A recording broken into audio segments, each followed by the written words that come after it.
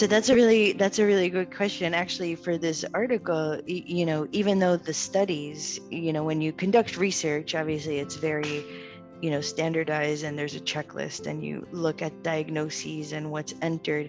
But when you talk to physicians and you say to them, "Oh, how many of your patients have long COVID?" Everyone's like, "Hush," like, oh, I can't think of, we asked physicians, "Can you find us somebody with long COVID?" And nobody, nobody knew to identify anyone. So I think even though we're referring to it and we're saying it, it's not really being entered as like an official diagnosis. It's not that we're really thinking like, oh, this is long COVID and it needs a different kind of treatment or a different kind of approach.